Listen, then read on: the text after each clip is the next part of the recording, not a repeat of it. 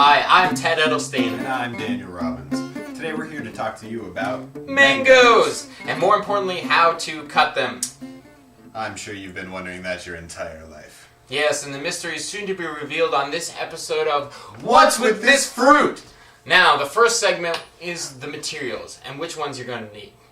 There are 3 of them. Yes, there are. The first one is a sharp knife. And with a sharp knife, of course, you're going to need a quality cutting board. And last but not least, you are going to need your mango. You couldn't cut a mango without it. You sure couldn't. Now, there are different colors of mangoes. There are 3 of them. Yes, they are red, yellow, and green. So how is one to tell the difference between a ripe and an unripe mango? Oh, well, that's easy, Ted. First, you're going to have to get your hands on it. I always do. I'm sure you do. And a ripe mango is going to be soft just underneath the skin. It'll give to a gentle squeeze.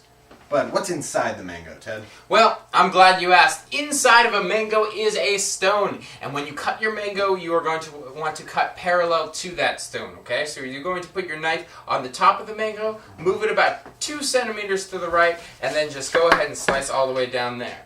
You're going to flip it over and repeat this process. After that, you are going to turn the mango about a quarter turn and cut a finger of meat all the way down the mango, and when you are done, you should end up with the finished product just like this. That looks very nice. Why, thank you, Daniel.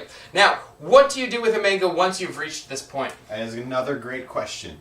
What I like to do is I grab the cheek of the fruit, and you get the knife, and what you're going to want to do is you're going to want to score it, cutting vertical lines through the fruit, cut a quarter turn, and repeat that process. And then all you've got to do is grab your spoon, and you're going to want to dig along the fruit, and then you've got a nice little pile of cubes. Wow, those popped right on out of there. They sure did. Now, say you didn't want to remove the cubes from the mango skin and instead make a nice looking garnish.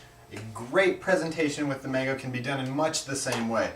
You score the fruit as I did before, quarter turn, do it again, and instead of grabbing the spoon, you just push from the bottom, and it's a nice mango flower ready for presentation. Look at that. That is just beautiful. Well, now that you have stripped the mango from the skin, what do you do with your mango? You could Eat it. You could make it into a jam. Suppose you could cook it. You could make it into a chutney.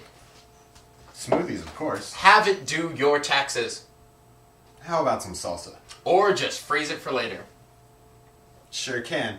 But after all that, what do you do with the pit? Well, I'm very glad you asked that, because earlier I took the time to prepare a large pitcher of iced tea. And now what you're going to do with that is just drop it right into the iced tea. Right in the pitcher? Right into that pitcher. Very nice. Now we're going to let this set overnight, and tomorrow we're going to have a delicious glass of mango iced tea with no added sugar. No added sugar? No added sugar. That sounds refreshing. It is indeed.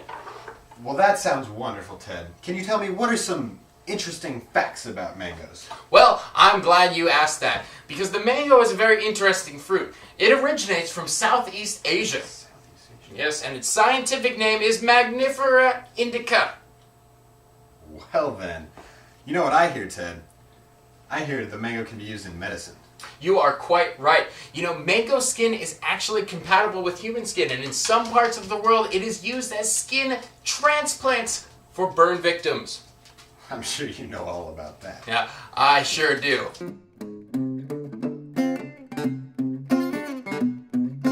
Mango peel contains a chemical called urushiol, which is found in poison oak and poison ivy and causes urushiol-induced contact dermatitis in susceptible people.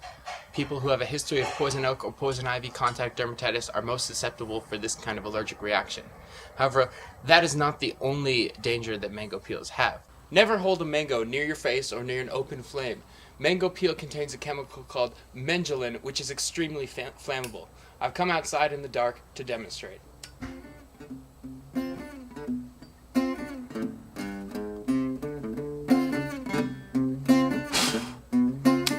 Well, that's all the time we have on What's With This Fruit? I'm Ted. And I'm Daniel. Good night.